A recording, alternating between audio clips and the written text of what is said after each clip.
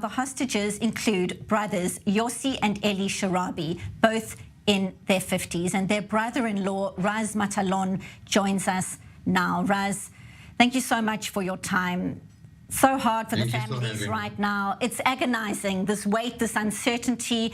I'm not sure how the families are coping the way that they are.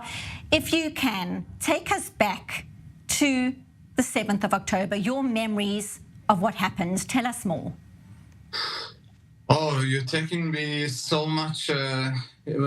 Thinking about it now, it's like another world, because it's 2.5 months that we are carrying this pain in our chest in so many ways. Just this morning, I was walking with my wife, just taking the dog outside, and like a regular thing, we are going to the cemetery near our home, and we are going to visit Noya and Lian and Yahel that are buried in my village. So going back there, really at the day of the 81, I think it's not really something that I really want to do. You have to understand, now I feel a bit angry. I was talking with I-24, I think, in the day of 54, when the hostages were being released, and we got a lot of encouragement. But day after day, we see that there are no deals on the tables, and we are very frustrated. So I'm sorry that I'm not taking you to the 7th of October, because now is really the time that I want to speak about. So let's talk about exactly that, because we know that Yossi was abducted. We know as well he's with his brother Eli. We know that they were last seen on the 7th of October. Tell us what you know about what has happened since then. What kind of updates have you been given? What can you share? Okay, after we got the information about the girls that were killed, and Lian, the mother, the wife of Eli, it took some time until we got information that Yossi was kidnapped, and together with a few boys that were released already, thankfully. And we got information that Ellie is also been kidnapped. This is the only thing that actually we do know. And we hold our hopes that they are still alive, because every day is so dangerous over there. So we're really hoping and believing that they are still over there alive, but we really don't know anything else. Talking of exactly that, as you may well know, there was a protest in Jaffa just in recent hours calling on the Red Cross bluntly to do its job. I understand relatives of yours have been in New York trying to speak to the Red Cross to ask for more help. What kind of response have you had? No response. I was also in Portugal, and I was speaking to them directly, and my daughter was in New York trying to do her best, but no response. We got nothing really. Our people over there have not been seen by anyone. We didn't get any sign of life. There are people over there that are really had to get their medicine just to stay alive. Even in regular time, a man in his 70s that should get his medicine because his heart diseases. So just think about this situation. They are being kept in the underground.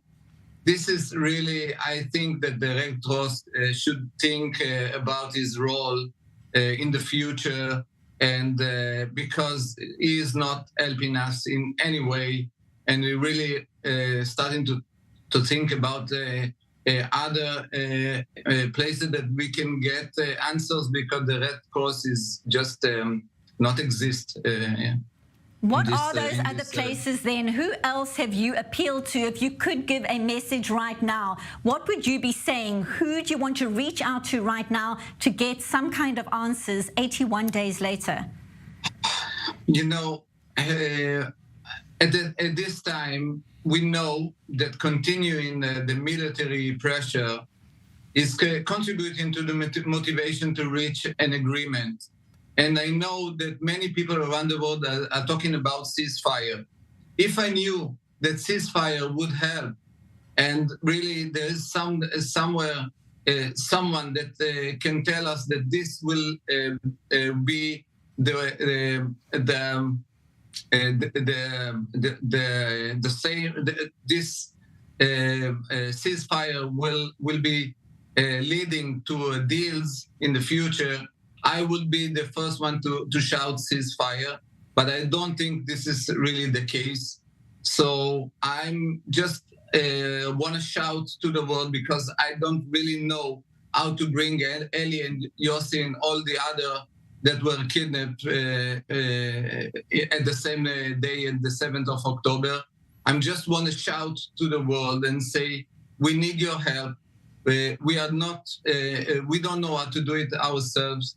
And just think, if this would happen in your streets, in your country, you will probably do the same.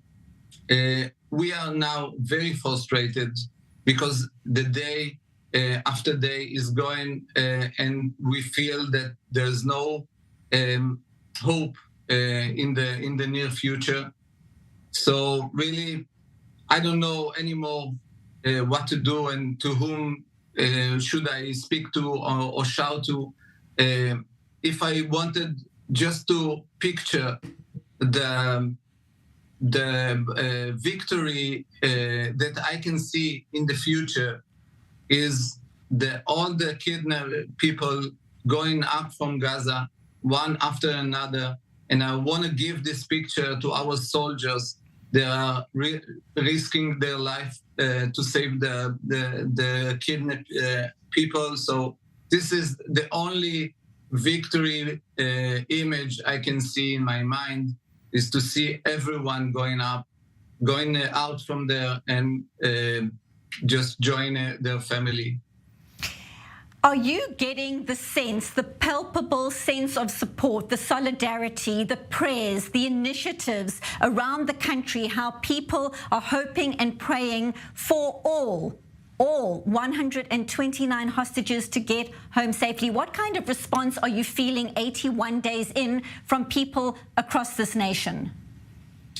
Everywhere. I just this morning I met with the delegation that came from New York. Yesterday I met people coming from all over the world, and we were telling them our story, and it was amazing, because what we see is all the Jewish community around the world coming together to support us in so many ways. But not only Jewish communities. I saw so many people around the world that look at this conflict, at these atrocities that happened in Israel, and they feel it happened to them. So I feel so much support, and but still, this is not enough. I feel that the time for talking ended days before, and we have to do something, because talking is not enough. Raz Matalon, our hearts are with you. We hope for good news. May Eli and Yossi come home soon. May all the hostages come home soon, and your entire family is in the hearts of the nation. Thank you so much for speaking to us on I-24 News. Thank you, Raz. Thank you.